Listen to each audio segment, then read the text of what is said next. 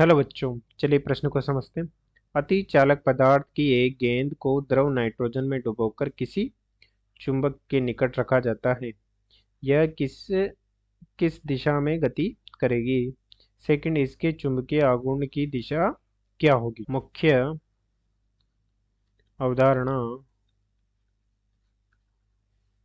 में हम देख सकते हैं कि कोई भी अति चालक है तो वो अति चालक बहुत ही निम्न ताप पर होता है।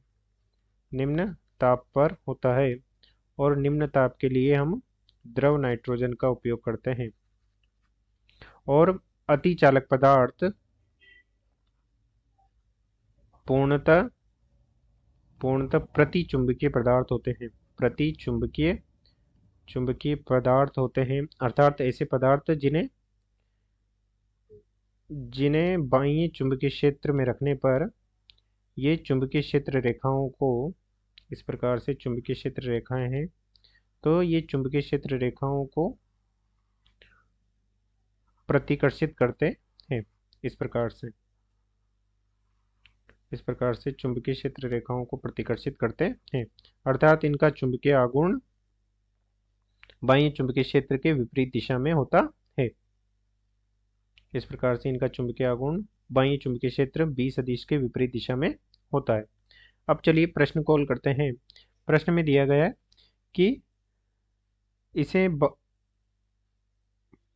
प्रश्न में दिया गया है कि इस प्रकार से कोई नाइट्रोजन से भरा पात्र है और इस पात्र में एक अतिचालक की गेंद डुबोई गई है। अतिचालक पदार्थ की गेंद डुबोई गई है, माना कि गेंद इस प्रकार से है। अतिचालक पदार्थ की गेंद है, तो पहले हमसे पूछा गया है कि इसे यदि बाह्य क्षण चुंबक के समक्ष लाया जाता है तो उसका एन सिरा हो जाएगा, ये एस सिरा हो जाएगा और एन सिरे से निकलती हुई चुंबकीय क्षेत्र रेखाएं एस सिरे में जा रही होगी इस प्रकार से। तो हमसे पूछा गया है कि ये जो अति चालक है, सुपर कंडक्टर है, वो किधर गति करेगा। तो चूंकि हम देख सकते हैं कि क्षण चुंबकीय चुंबकीय क्षेत्र रेखाएं इस प्रकार से है, इस प्रकार से, अर्थात ये चुंबकीय क्षेत्र रेखाएं इस प्रकार से हैं, जो कि इसे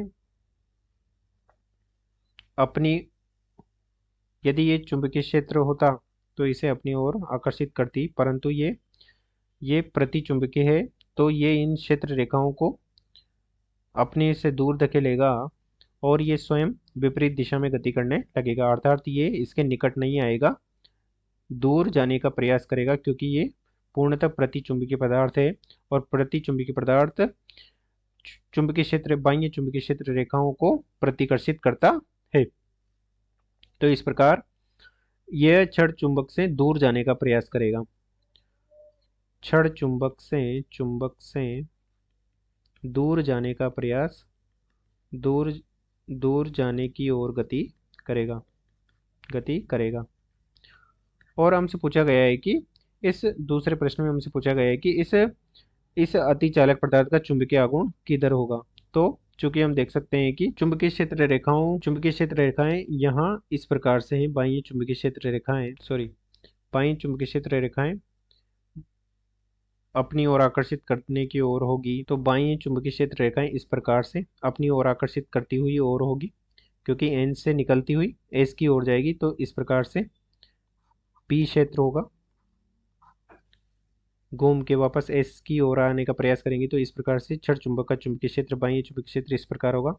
और हमने देखा है कि अतिचालक का चुंबकीय आघूर्ण बाह्य चुंबकीय क्षेत्र के विपरीत दिशा में होता है, क्योंकि ये इसकी बाह्य चुंबकीय क्षेत्र की रेखाओं का विरोध करता है, तो इसका चुंबकीय आघूर्ण हो जाएगा बाह्य चुंबकीय क्षेत्र बी सदिश के विपरीत दिशा में, इस प्रकार से।